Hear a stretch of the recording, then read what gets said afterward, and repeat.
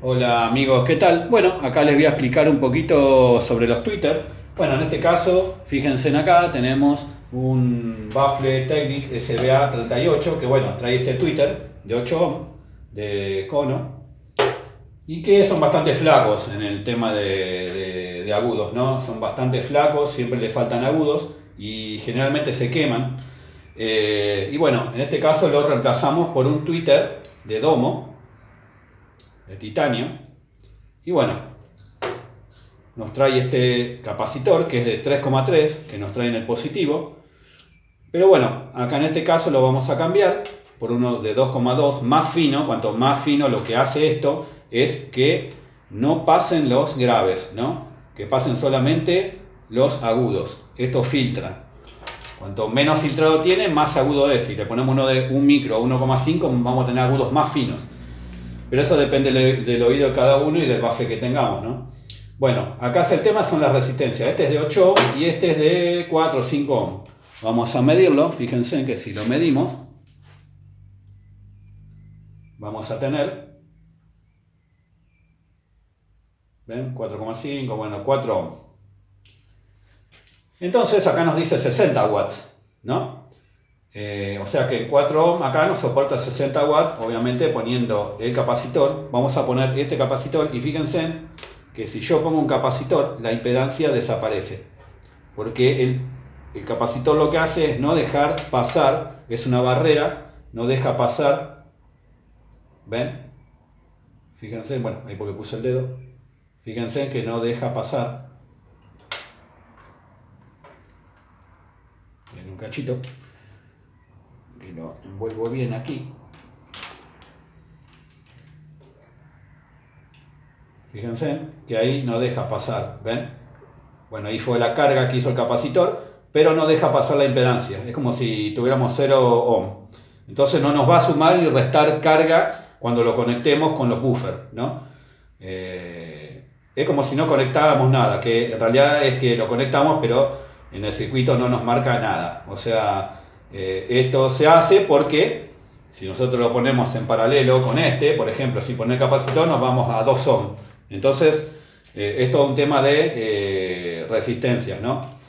Bueno, entonces lo que se hace acá es, primeramente, es poner una resistencia limitadora que se hace para que soporte más potencia, porque acá dicen 60 watts, pero estamos hablando de 60 watts de compresión sonora de un tweeter, que la compresión sonora lo hace acá adentro, esto lo hace, es una compresión sonora, que es los decibeles que nosotros escuchamos. O sea, el sonido que nosotros escuchamos va a ser triplicado a lo que va a ser un buffer. Entonces, 60 watts de un tweeter serían, no sé, 150 de un buffer. Entonces lo que tenemos que hacer es limitar esos agudos y esa potencia. Si yo pongo esto así en este baffle, vamos a tener muchos agudos y supera lo que es graves y medios. Entonces lo tenemos que nivelar. Entonces lo nivelamos con esta resistencia. Con una resistencia. Esta es de 4,7 ohm. Sería lo mismo que poner otro tweeter. Esto es una resistencia igual que esto. Entonces si nosotros lo ponemos acá, supuestamente acá nos tendría que dar, ponemos, acá en el positivo, 10 ohm. O aproximado a lo que es 10 ohm, ¿no? ¿Ven? 9,7. ¿Ven? ¿Se ve ahí? Sí. Bueno, entonces acá vamos a, esto es una barrera, esto es una resistencia, lo que hace es resistir, el mismo nombre lo dice, entonces deja pasar menos potencia. Entonces nos va a soportar el doble, 120 watts. Si yo pongo otra de estas acá en serie, vamos a tener 180 watts. Y si ponemos otra, que ya serían 15 ohm, vamos a tener 240. Vamos a tener.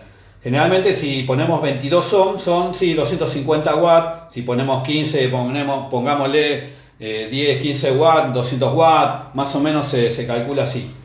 Y siempre se usa la resistencia y después el capacitor. Se pone el capacitor acá, ¿ven? Y quedaría así. Esto, y bueno, y acá tendríamos positivo y negativo de que va al amplificador.